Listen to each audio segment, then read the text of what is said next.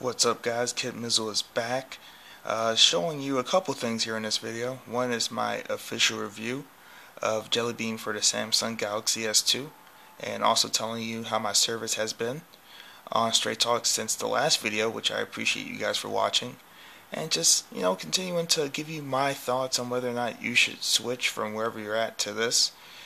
Straight Talk, not this phone. Could be this phone, could be another phone. Wherever you're thinking, if Straight Talk is a good destination spot. So, I'm going to show you here Jelly Bean for the S2. Got it via a port on XDA. It leaked for the international version of the S2, and I just flashed it here onto the AT&T version of the S2 running on Straight Talk. So, as you can see, you got the Samsung lock screen here, and you got the water and ripple effect there. Very nice. And let me confirm for you that this is definitely Jelly Bean.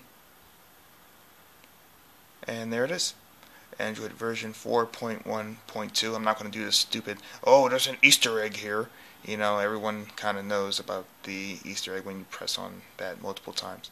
So, let me show you the features you get with Jelly Bean on the S2 once this does become official. And even if you want to grab this, if you have the AT&T version, and it's probably coming to other versions pretty soon as well. Of course, with an ice cream sandwich look, you get the mobile data usage, and it tracks your data usage through different apps and stuff. And I'm well below my limits, and there's no way I'm going to reach 2 gigs this month. I just don't use it that much. But you also have home screen mode. Basic and easy. For new Android users, you can switch it to easy mode, and it will put a bunch of kind of default widgets on the screen, favorite apps, favorite contacts, stuff like that. Kind of really laying it out, if you're a first time Android user. That's kind of cool. Blocking mode, basically just don't call me type of deal. So you turn this on, and you can disable incoming calls, disable notifications, alarm and timer, and set times where people can't call you. It's basically you're on lockdown. You don't want to be bothered. Blocking mode is perfect for that. So this is a S3 feature, as well as I will show you here, I think it's in display. Yeah, Smart Stay, which was a S3 feature. The screen stays on as long as you're looking at it, which is legit.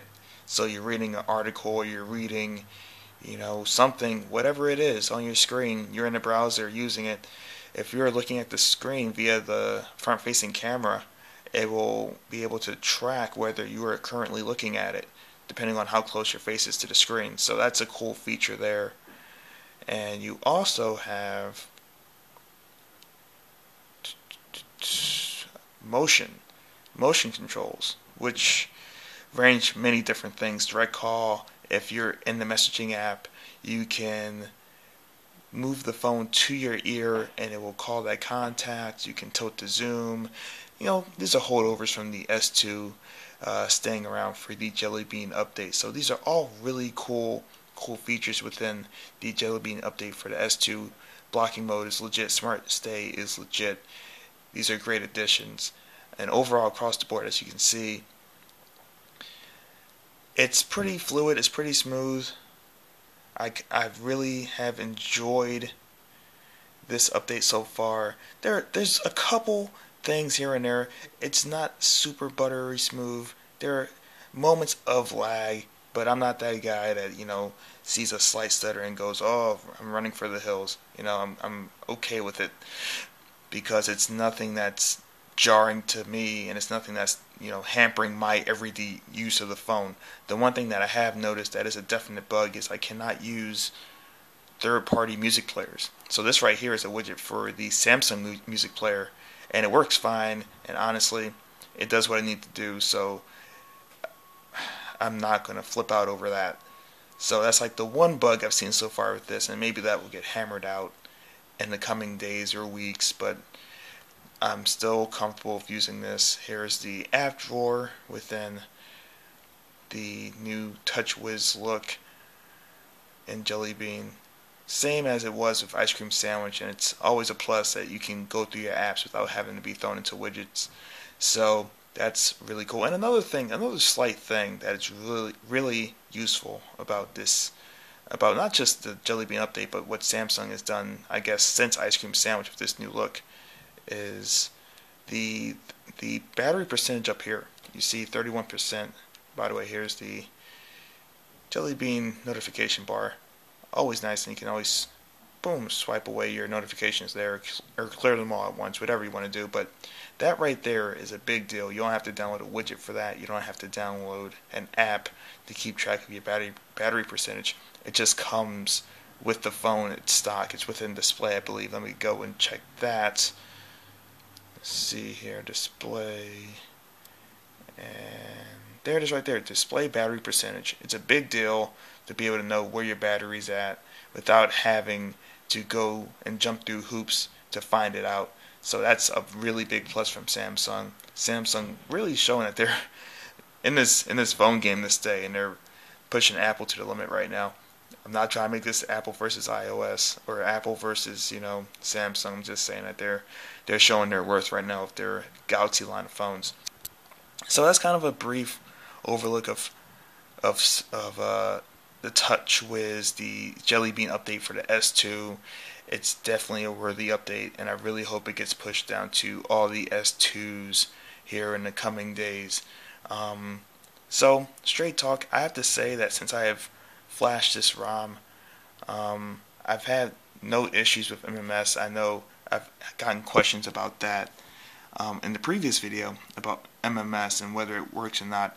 I've had no issues with it with this, so maybe it was just the ROM that the phone came with when I bought it off of eBay. It came with this gingerbread type ROM, and I had issues with that, but I haven't had issues with this, which means that probably a lot of you guys aren't having issues with MMS at all, so I apologize for steering you in the wrong direction with that. But you should not have issues with MMS at all with any Straight Talks, any of Straight Talks phones, or any phone that you bring over via the BYOP plan on Straight Talk. So MMS is not a problem. Regarding the S2 now being on Straight Talk, the issue is that it ships with gingerbread, and that's unacceptable in this day and age to ship a phone with gingerbread when almost every other version of the phone on every other carrier is shipping with Ice Cream Sandwich. Honestly, at this point, I would say buy the phone. It's still a good phone even with gingerbread, but you're probably not going to get the update. You probably have to do it yourself, and in that case, you're better off just buying a version of the S2 via eBay or something else via another carrier and bringing it over yourself, because it'll get the updates, or you can root it or whatever, and there are already those methods out there for all those phones. That's probably the way you want to go. But I don't want to bash Straight Talk or anything like that, so maybe you want to get that phone as well. It's all good, but my recommendation would be I would just go to BYOP route and get maybe the S3, maybe the Note 2, Nexus 4. These are all options that will work perfectly with Straight Talk. So once again, Kid Mizzle bringing you some Jelly Bean action with the S2. Once again, highly recommending the Samsung Galaxy S2, the S3, Straight Talks BYOP plan, all types of stuff like that. If you guys have any suggestions or any questions, as always, hit me up in the comments below. Like the video if you would like, and I will see you later. Kid Mizzle is out.